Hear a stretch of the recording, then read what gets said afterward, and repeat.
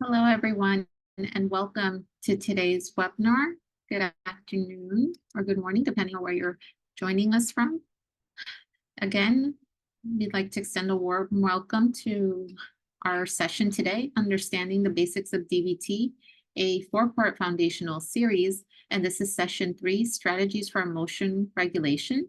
This webinar is presented and sponsored by the MHTTC.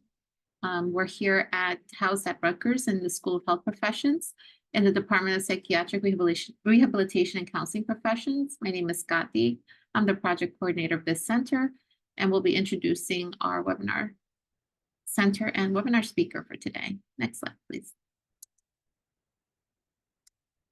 Again, the MHTTC is funded by SAMHSA, the Substance Abuse and Mental Health Services Administration, to enhance the capacity of the behavioral health workforce and deliver evidence-based and promising practices to individuals with mental health conditions. We also address the full continuum of services spanning mental illness prevention, treatment, and recovery supports. And we provide training-related workforces to also provide effective services with people with mental health conditions. We also utilize supplemental funding to support school teachers and staff to address student mental health. Next slide, please. We also offer training programs on evidence-based practices for serious mental health conditions, wellness and recovery for providers and people with mental health conditions, school mental health, both comprehensive, multi-tiered services and supports, Hispanic and Latinx mental health education, online education courses such as Wellness Matters, IMR, functional thinking, and more. Next slide, please.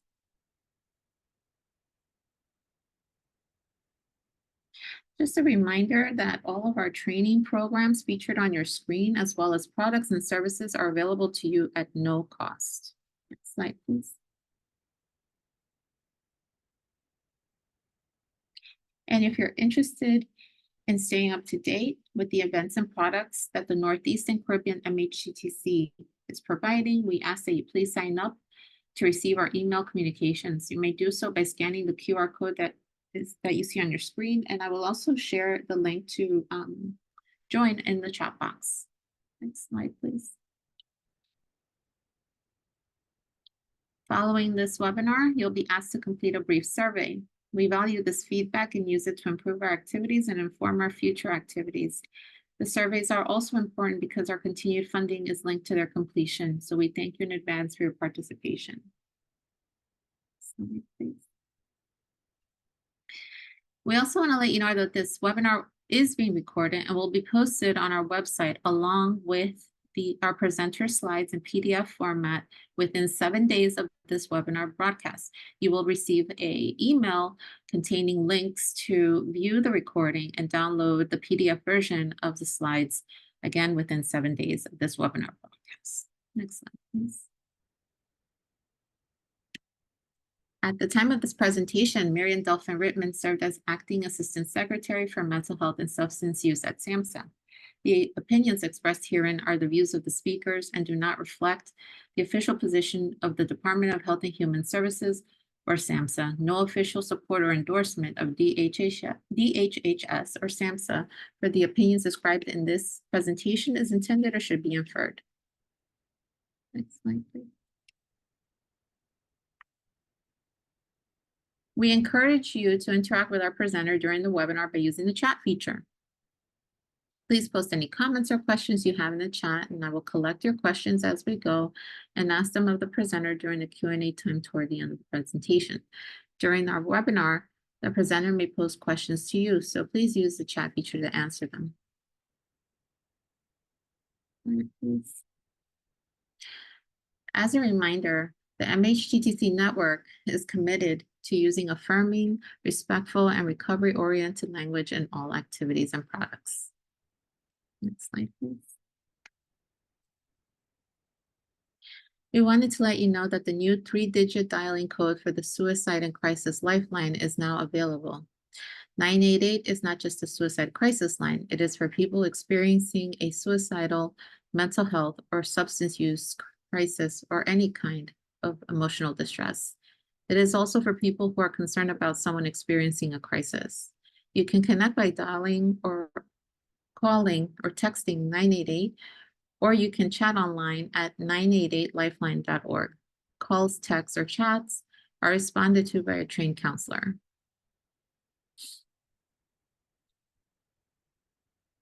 Now let's begin our webinar. We have Crystal Socha with us today. Crystal is a PhD candidate and a senior training and consultation specialist at Rutgers School of Health Professions in the Department of Psychiatric Rehabilitation and Counseling Professions. Crystal's primary role includes providing in-person and remote training, consultation, and technical assistance to New Jersey agencies that provide community support services. She has over 10 years of experience in the behavioral health field, delivering trauma-informed, culturally responsive, gender-affirming care and supporting individuals in building a life worth living. Before joining Rutgers, she provided recovery-oriented services in supportive housing, intensive in-home and in-community settings, community mental health centers, integrated primary care, hospital systems, and private practices. She has received a 40-hour foundational training in dialectical behavioral therapy by the Linden Hand board-certified clinician and utilizes a DBT-informed approach within her work as a counselor. Again, welcome everyone, and I'll turn it over to Crystal. Thank you so much, and thank you as always for the warm welcome. Excited to be here again. This is our four-part foundational skills series, really just an overview of what DBT is.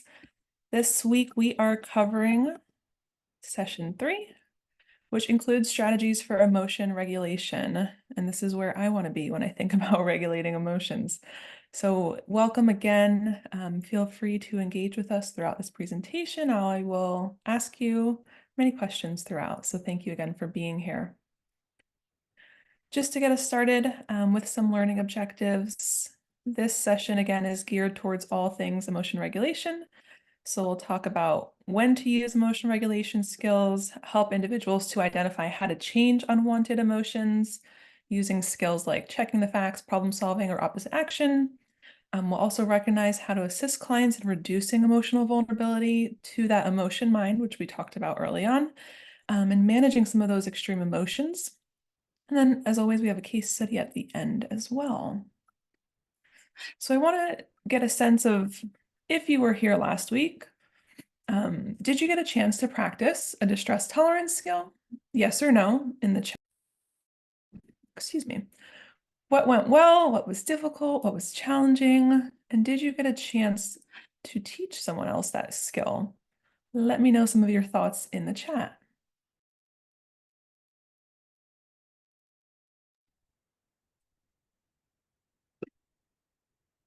I'm seeing some yeses. If you weren't here, no worries.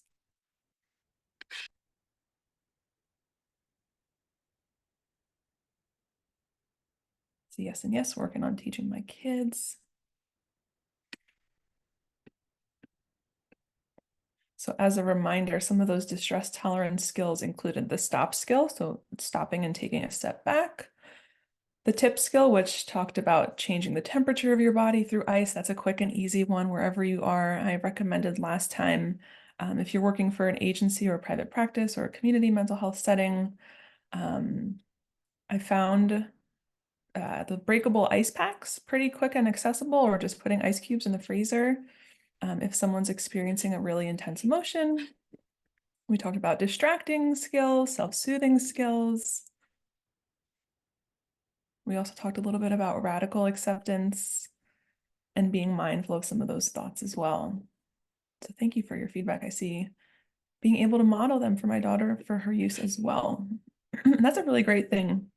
A lot of the times we are in situations where we are models for people, whether it's family, friends, loved ones, or the people that we're serving. Everything that we do is really being observed.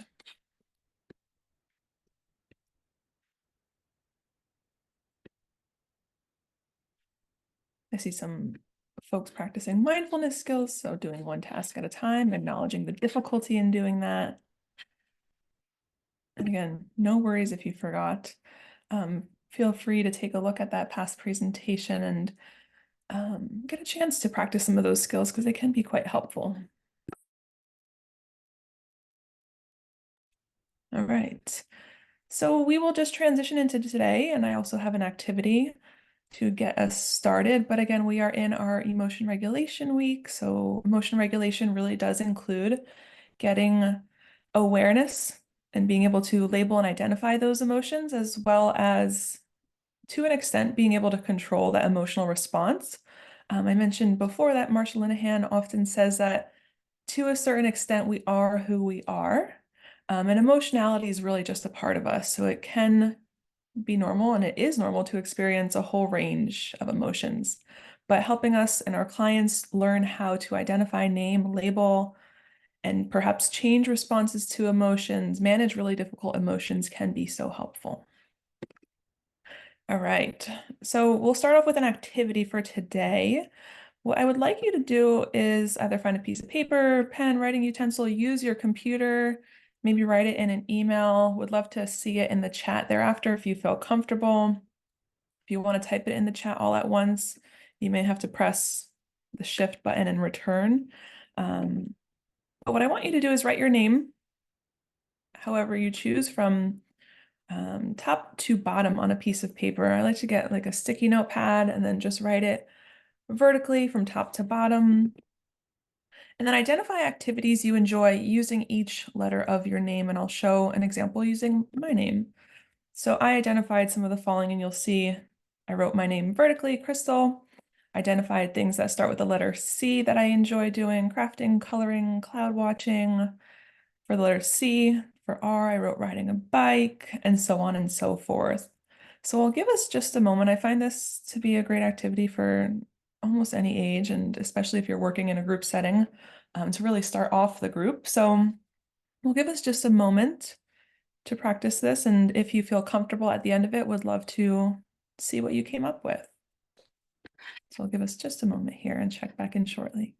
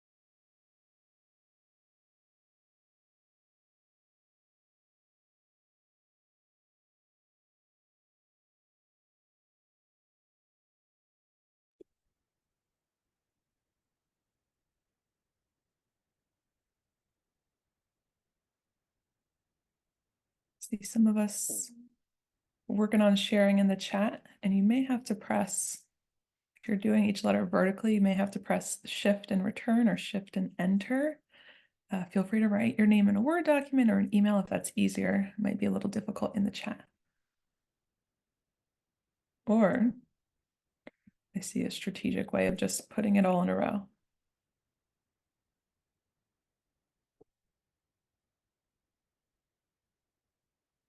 Give us another moment here.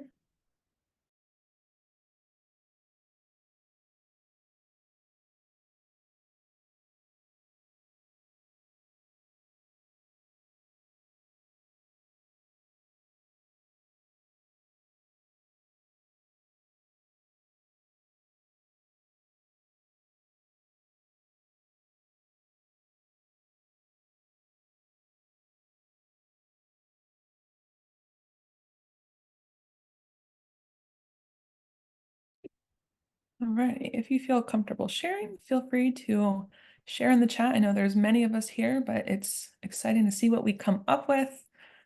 We all got different letters in our name, and we all enjoy different things. So whether this is an activity that you enjoy now, in the past, at some point in your life. I hope that you can keep this in mind as we go through this session today, because towards the end, there is a pleasant events checklist that we go through with clients when we're thinking about emotion regulation. So I find this to be a fun way to be a little creative. Sometimes individuals have a hard time identifying things that they enjoy. I've also done this, of course, with gratitude. So identifying things that I'm grateful for that start with each letter of my name. I've also done it in the form of affirmations or positive self-statements, perhaps. So feel free to share what you came up with in the chat, or what I've done is I put it in a sticky note and I just leave it around somewhere that's helpful. See lots of lounging, thrifting, Tara, I want to be your friend, antiquing, I so relate. Long walks, understanding things, new recipes, ice cream recipes, new experiences. I like the nothing. Doing nothing is an all-time hobby of mine as well.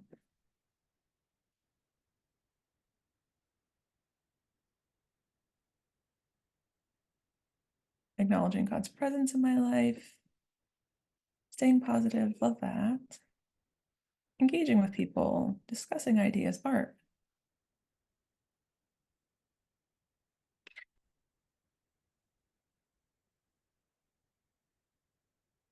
Mind my own business. I like that. Okay. Sleeping, stargazing. Ooh, hiking. Appalachian Trail hike.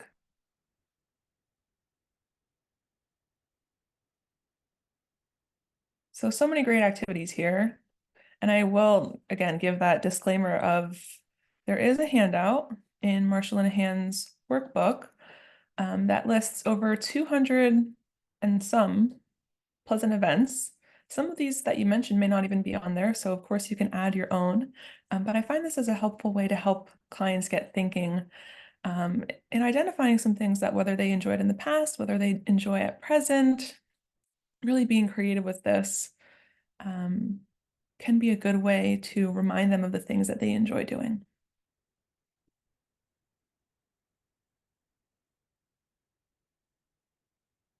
So I'll share the resources at the end. The DBT skills training manual and associated workbook with handouts has this exact handout in it as well. So stay tuned. Yes. All right. Thank you for that. We will keep it moving, but feel free to use this in any variety, of course, whether it's activities, gratitude, affirmations. It's so much fun, in my opinion. So feel free to take a moment and do that, if not on your own, with an individual client or a group of clients.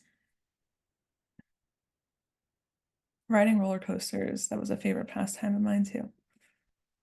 Okay, so we are getting into emotion regulation. And again, thank you for taking the time to do that. I hope that was a good way to get you thinking. I try to switch up exercises from the start, but again, we are going into emotion regulation. And what comes to mind when you think about emotion regulation without using the words emotion and regulate?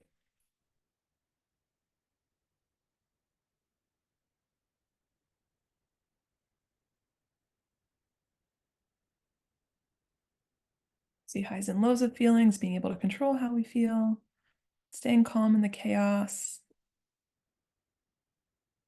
managing emotions, managing highs and lows, how we interact with the world and ourselves in response to our feelings. Yes, absolutely. Managing feelings, identifying emotions, sitting with it, control, awareness and control, accepting things as they come, temperament, ups and downs, responses to our feelings, how one processes and handles emotions. Relax, relate, release. I love a good alliteration. Acknowledging feelings and working through them. Yeah. So absolutely, it's really a combination of all of these things, and we'll talk about that in just a moment. But emotion regulation is really the ability to control or influence the emotions that we have when you have them and how you experience them and express them. So the first part that we'll talk about is kind of this awareness of emotions, because many times individuals really struggle with identifying and labeling. And then the second part really is regulating to the point of being able to help individuals regulate emotions on their own. So many of you have likely seen a variety of versions of this feeling wheel. I put this one in because I like this one, and it doesn't include some sections of the feelings wheel include a bad feeling. I personally don't like to identify feelings as bad or negative. We'll talk about that in just a moment, but emotion regulation in general, Marshall Linehan says, it teaches individuals to understand and name their emotions and know what these emotions do for them. We are helping them decrease the frequency and intensity, so how often and how much they are feeling these unwanted, painful, difficult, distressing emotions to ultimately help them reduce that emotional vulnerability and overwhelm. We're helping them increase their own resilience and decrease emotional suffering so that a person doesn't make situations worse. Similar with distress tolerance, we're just trying not to make situations worse. And we know that emotions can be automatic. There is some degree in which we can control our feelings again, but we are who we are, and it can be difficult to manage emotions all the time. We do experience kind of this roller coaster of feelings throughout our life, but using emotion regulation helps us to be able to learn how to handle that feeling and how to respond differently. And it really always goes back to being more mindful. Mindfulness is the core of DBT. If we don't have mindfulness, we don't know how to regulate our emotions. We can't be aware of what's happening for us in that moment. I love the feelings wheel as well. And again, there's so many different versions. It really helps us label and name some of these variety of feelings here. Okay, so in emotion regulation within our DBT module, this specifically covers understanding and naming emotions, which might look like, again, identifying and labeling emotions, what emotions do for this person. There's also a model for describing emotions. That's a really great handout, and we'll talk about ways to describe your emotions. So there's associated handouts as well, which we'll talk about. Has anyone seen the movie Inside Out? There's an Inside Out 2 coming out, so that's a good time. If you have or have not seen the movie Inside Out, think about, again, those feelings, joy, anger, sadness. I'm forgetting, but I can see their heads. But there's a really great video that helps individuals to guess the feelings or name the emotions that this person is experiencing without identifying who they are. And then there's another clip that labels them as well. This is a perfect room to be in where everyone wants to see Inside Out 2. I saw a clip of Inside Out 2 yesterday. It demonstrated a panic attack and the onslaught of difficulty and swirling emotions. That one I did not see. So a great way, again, depending on the individual that you're serving, I find it helpful for all ages, really, but adolescents, of course, can benefit as well. Opposite action is another skill that we will cover along with problem solving. We'll talk a little bit about reducing vulnerability to that emotion mind, which includes a couple set of skills we'll talk about. So it includes accumulating positive emotions in the short term. That's the way the book calls them, as well as identifying pleasant events, values and priorities. There's an ABC please skill we'll talk about as well. And then managing really difficult emotions or mindfulness of current emotions, which sometimes is referred to as riding the wave as well. Okay. So what do emotions do for you? What's the purpose of an emotion? Because we know each emotion serves a purpose. Why do we have them? Tell us something, provide valuable feedback, understand how you are. Reaction, make me feel alive. I love that. Yes, emotions are so complex, but they all serve a purpose, and we absolutely need them for survival. Alert you, regardless of this feeling. And the purpose of emotions is not to get rid of them. Often individuals come see us and they say, I don't want to feel this way anymore. I can't feel this way anymore.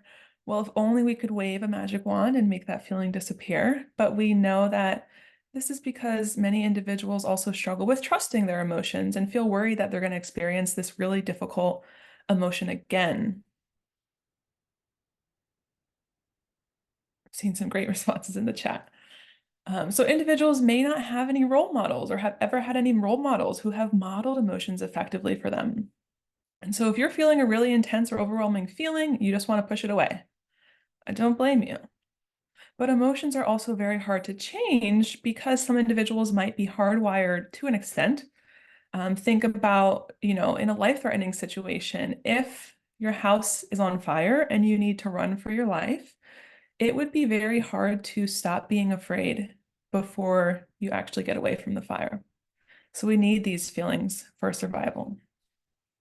But emotions do prepare us for action. So again, think about it. If there is a fire or a tsunami or a natural disaster or whatever it might be, and you spoke to someone and said, I think there's a fire. Imagine the difference in the person's response, and maybe they wouldn't hear you. They wouldn't be as, their emotions wouldn't shift, their body language would not change versus if you started screaming that there's a fire or that there's a tsunami approaching or that there's, danger approaching. This might alert someone differently. Emotions can also communicate to others as well as ourselves. So whether we intend to or not, emotions do have an influence on other people. Think about the ways in which you make friends. If you're expressing warmth or happiness towards someone, they're likely to enjoy your company most of the time. If you are, I'll give an example. What do you experience or feel when a baby cries?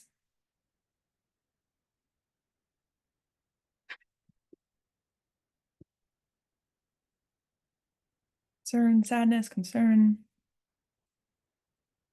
love and sadness all at the same time, empathy, worry, anxiety, concern, maybe worry. Right. Maybe you have the urge to comfort or soothe. But if we didn't experience any emotions, we wouldn't have that urge to comfort a crying baby. So emotions communicate to ourselves and to others, prepare us for this action, prepare us exactly what are the baby's needs. This baby might need something. It allows for us to take a pause, listen to our gut, what's going on for us, and being mindful. So we'll talk more about that.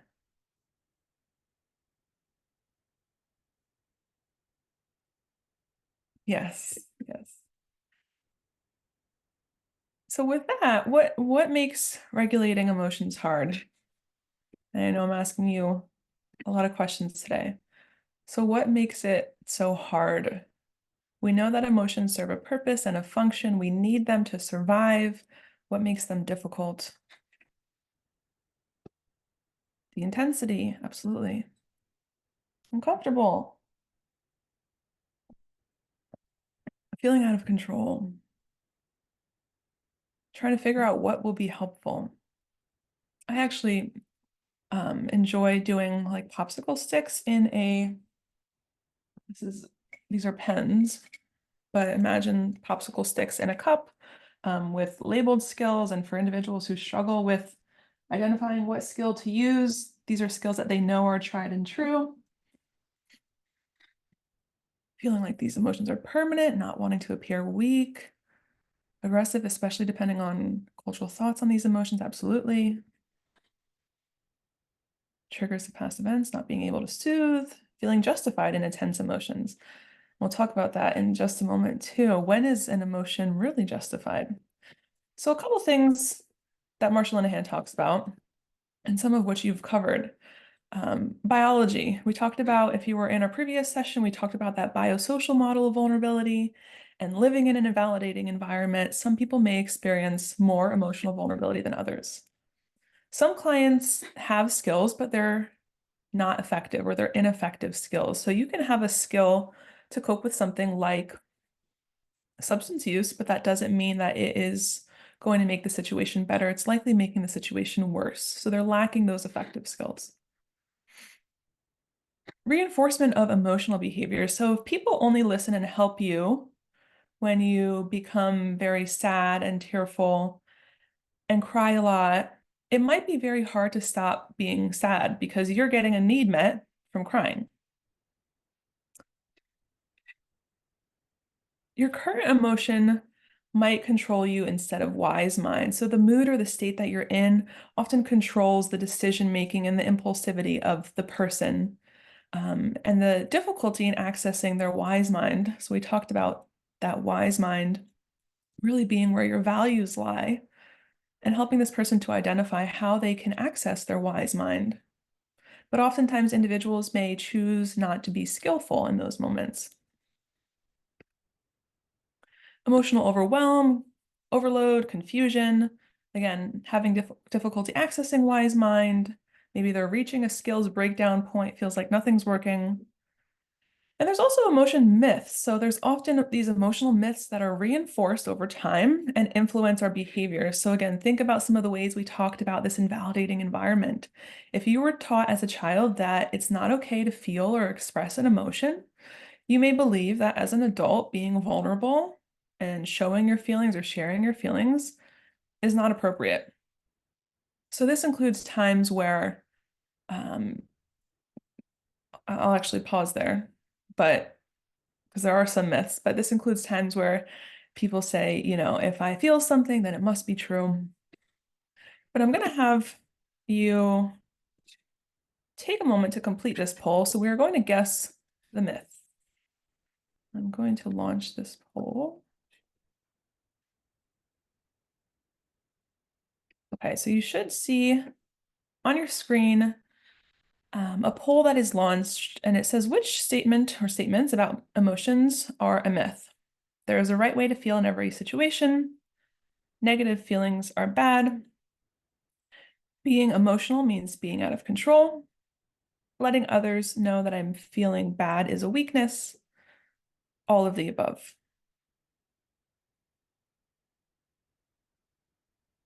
So you can pick 1, 2, 3, 4, all of them. Give us just a moment here.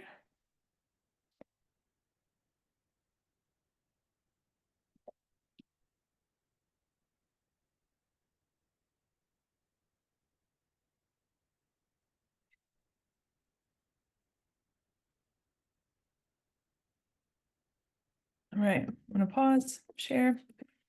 I may have given it away because I put in all of the above option, but if you checked all of the above, it is all of the above. So if you identified any of them, you're right. I'm going to stop sharing.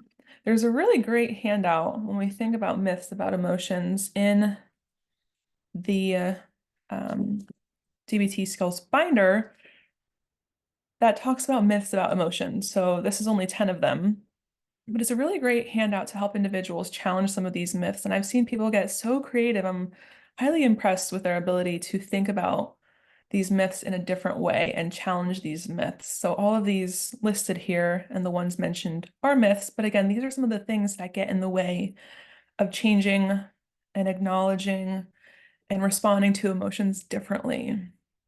If we believe that there's a right way to feel in every situation, we may struggle with trying to figure out how to feel the quote right way. If we believe some emotions are stupid, we may be suppressing or pushing back emotions.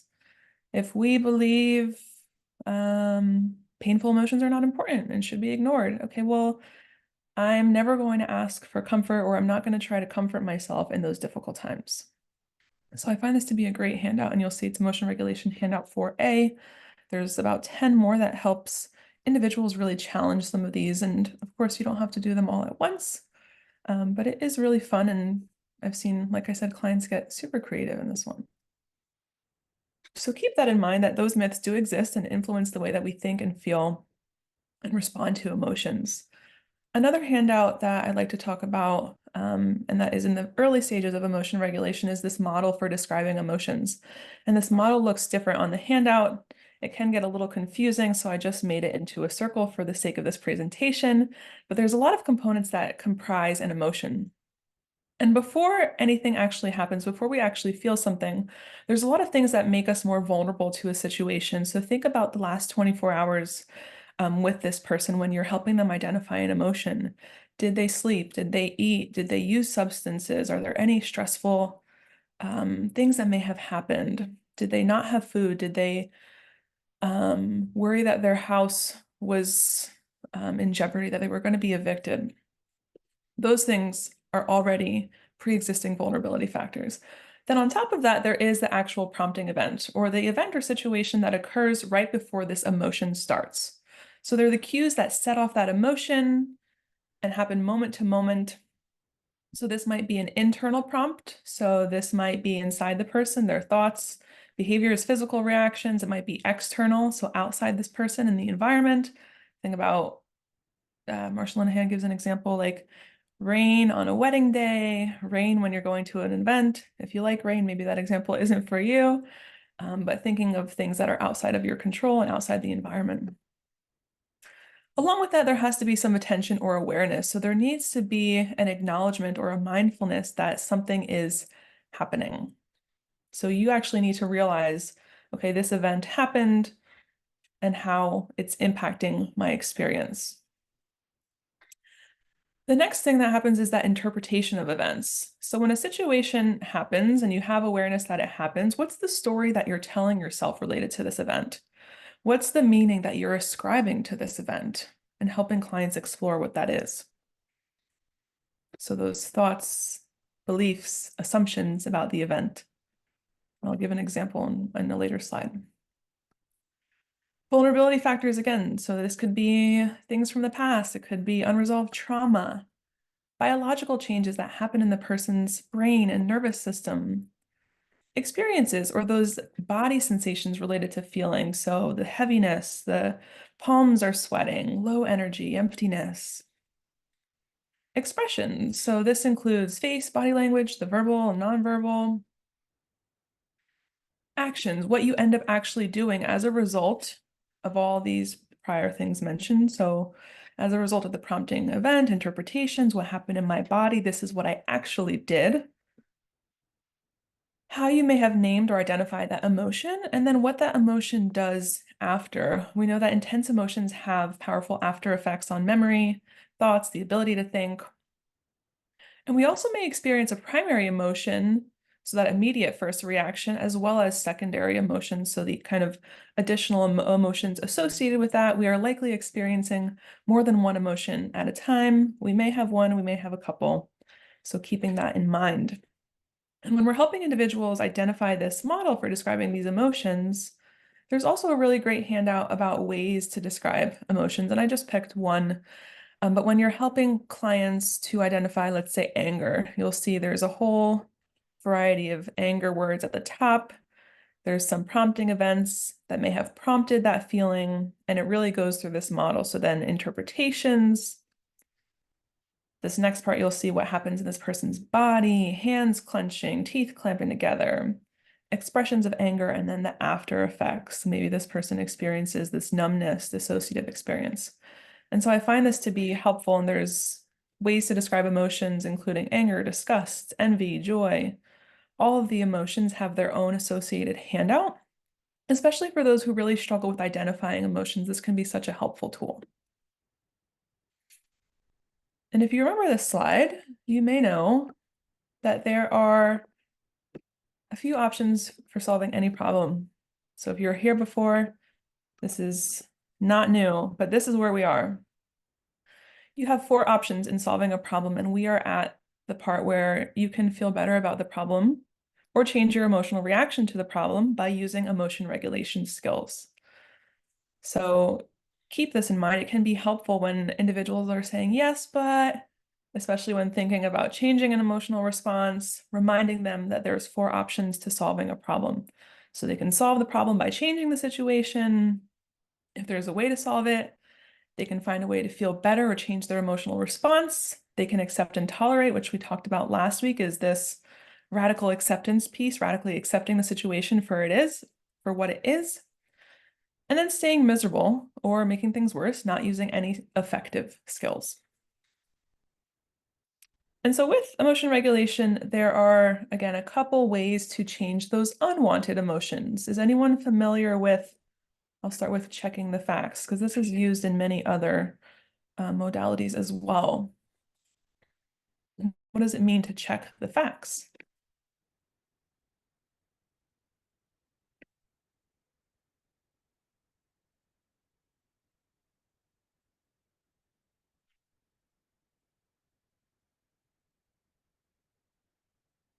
The evidence, yes.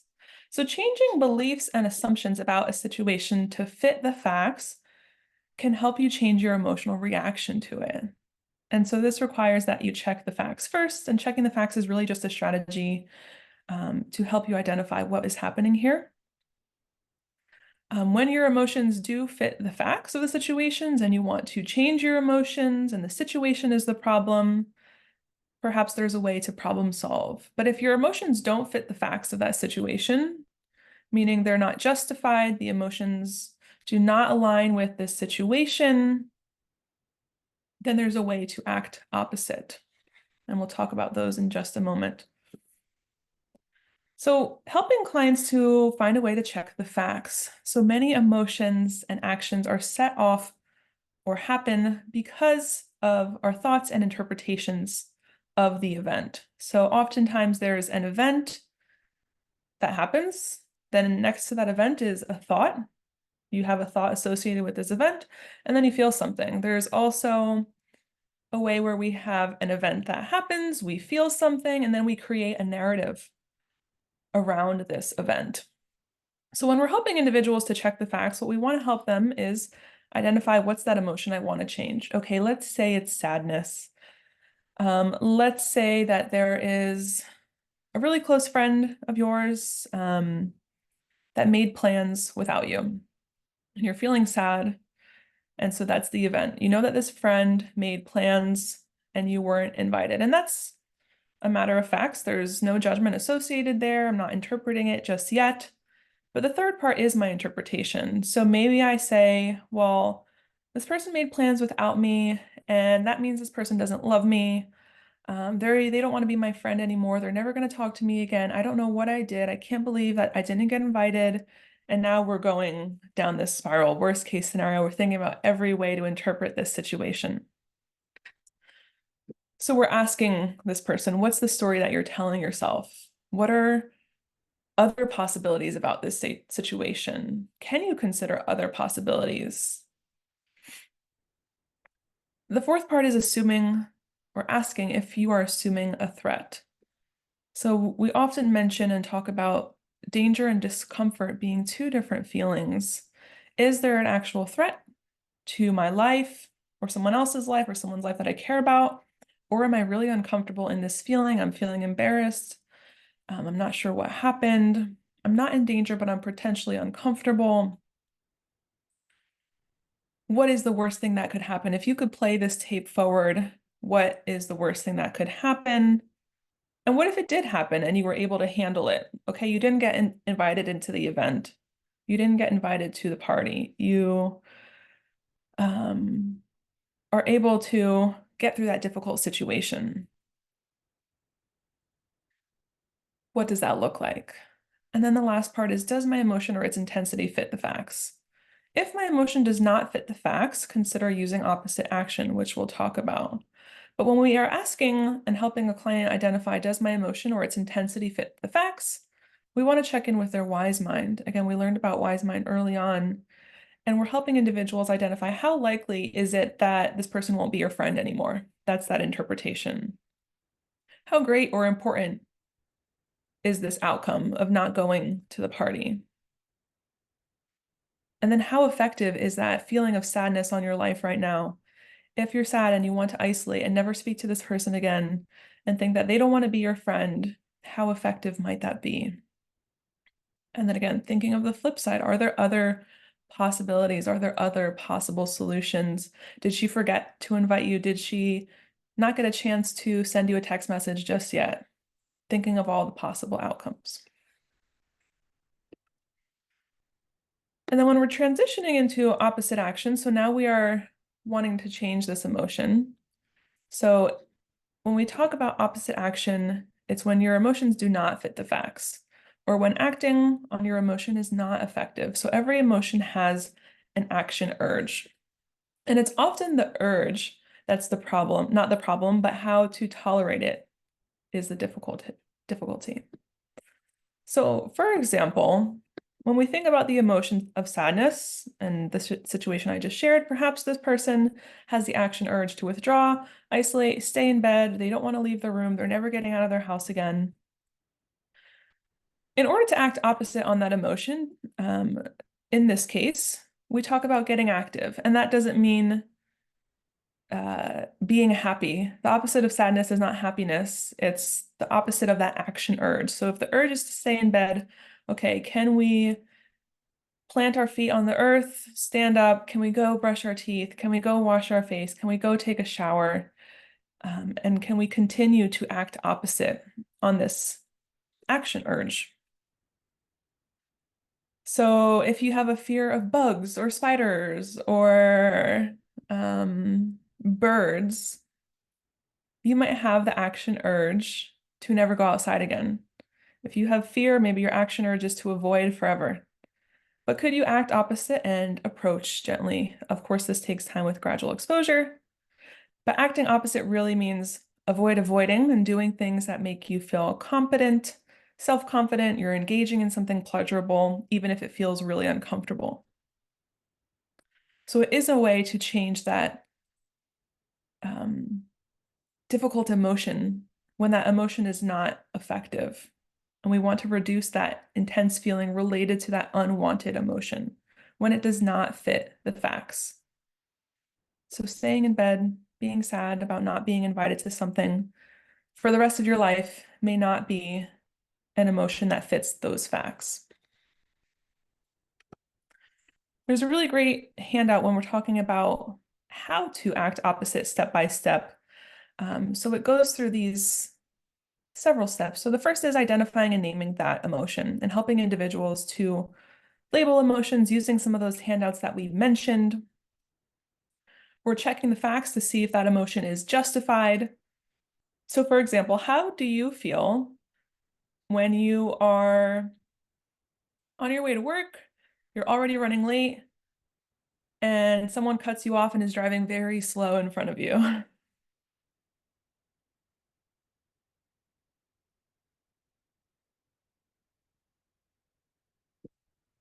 Stressed, frustrated,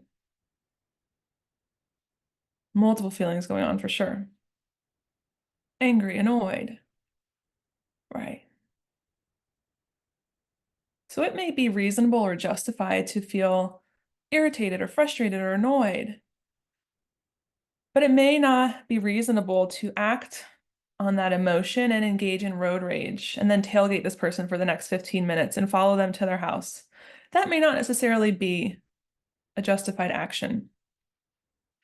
So opposite action tells us to avoid rather than attack this person, to be kind rather than to be mean. I often give someone a nice thumbs up when something like that happens. The next part is identifying and describing those action urges. So what do you want to do based on this emotion?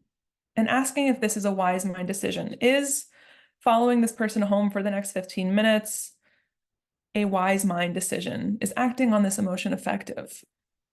And then identifying an opposite action. What could you do instead? Could you give this person a thumbs up? I see someone says they might feel annoyed and then they pray. You might kind of just get through that moment, acknowledge that you're going to be late to work, and let your boss know later. And you want to keep acting opposite all the way. So if we're thinking about the example of sadness and this person wants to isolate, they want to continue to act opposite, meaning continue to get up. The first thing we might do is, again, get out of our bed. Mission accomplished. And it doesn't have to be acting opposite all the way right at that very moment, because it may take some time to gradually build that up, but we want to help individuals to continue to act opposite. And then we want to repeat acting opposite. So doing so until that action urge of that emotion of sadness changes. So thinking about those moments where, you're feeling this heaviness. You have a case of the Mondays. You're ready to go back to work, but you're feeling so exhausted from the weekend. You're feeling sad about going back to work. One step might be getting up, taking a shower, and continuing to go about your day, making yourself breakfast, making yourself a nice cup of coffee, and so on. Another way when we talk about with emotion regulation is problem solving. So when the emotions do fit the facts of a situation and you want to change your emotions to that situation, we talk about solving the problem to reduce that frequency of negative emotions.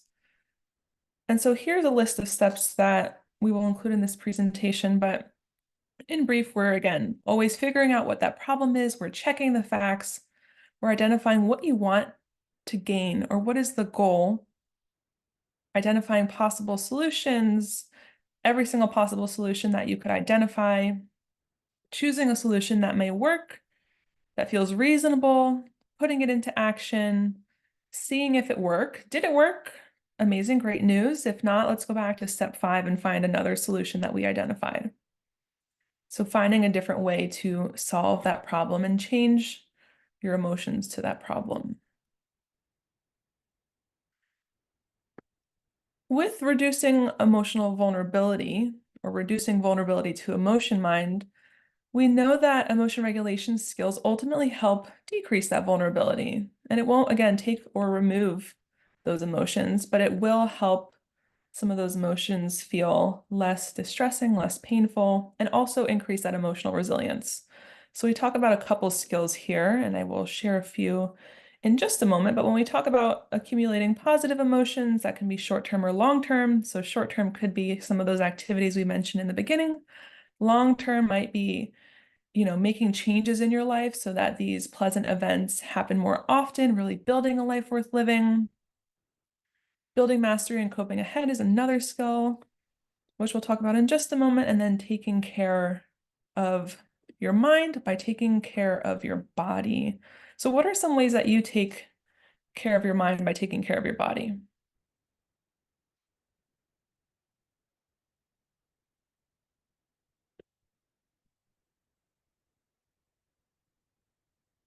Walking, getting enough sleep, rest, trying to eat healthy. And so this skill really does talk about going to medical appointments as needed and supporting individuals in accessing balanced eating, avoiding mood-altering substances, balancing sleep, getting meaningful movement. I also like to say, please be very mindful of not imposing your own values onto your clients. We know that it's not appropriate or ethical to talk about nutrition advice or movement advice, but exploring ways that this person can feel confident in taking care of their mind by taking care of their body could just be talking about sleep hygiene. Surrounding myself with positive people, love that. So as I mentioned, one of these ways to accumulate positive emotions in the short term, we talk about this skill of building positive experiences now. And these are words used by Marcia Linehan. So this includes increasing those pleasant events that we identified. If you were here in the very beginning and identified some that you like to do with the letters of your name, this might look like doing 1 or 2 things a day or a week. Being mindful of those experiences, so not focusing on when they're going to end, simply enjoying them in that moment, and being unmindful of worries. So think about, when it's Sunday, you're having a really nice meal with your family or friends, and all of a sudden you're thinking about getting back to work on Monday. Instead of worrying about Monday, let's focus on being mindful in this moment and enjoying this meal together.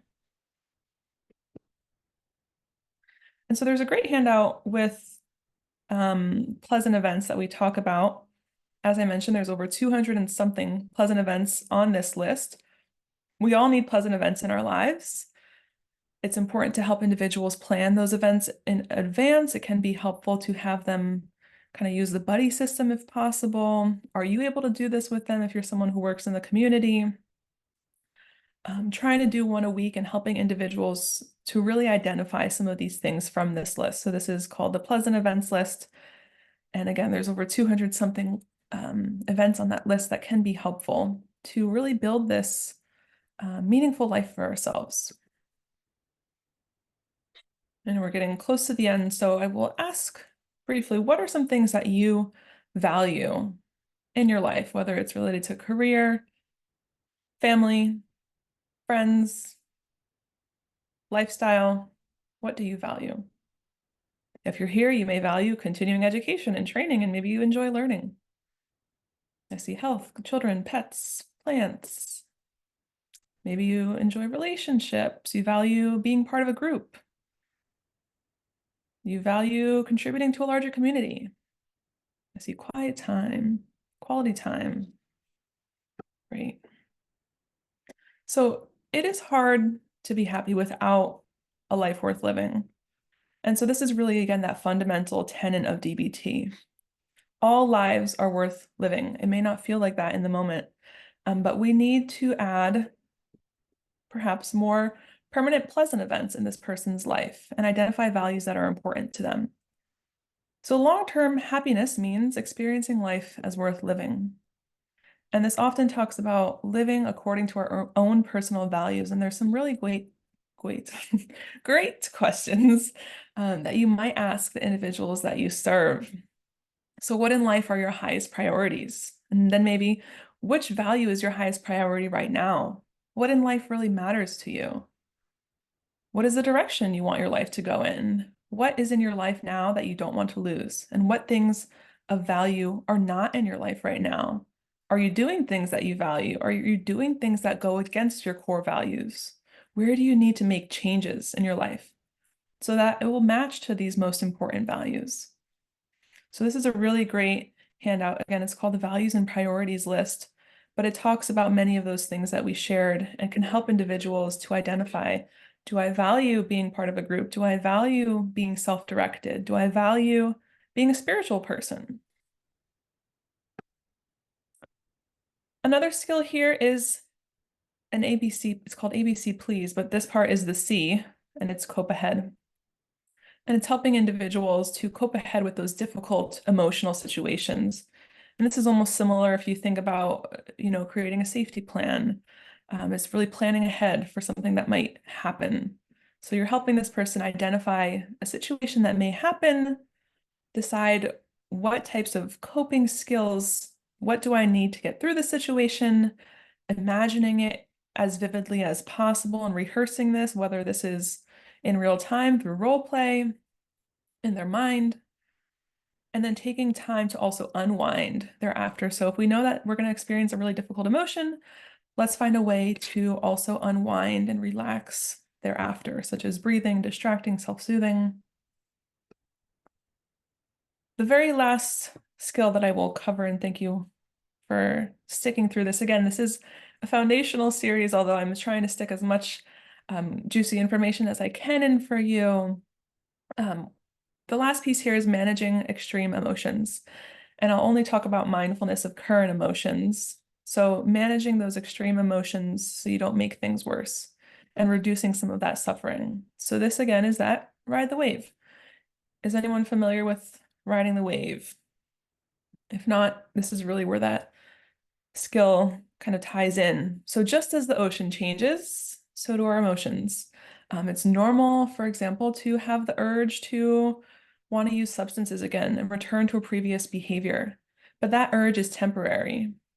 So this discomfort might feel long-lasting, but eventually, like this wave, it crashes and it passes. So every minute that a person is able to delay or distract or let some time pass, they're able to be successful in decreasing the chances of this urge weakening on their own.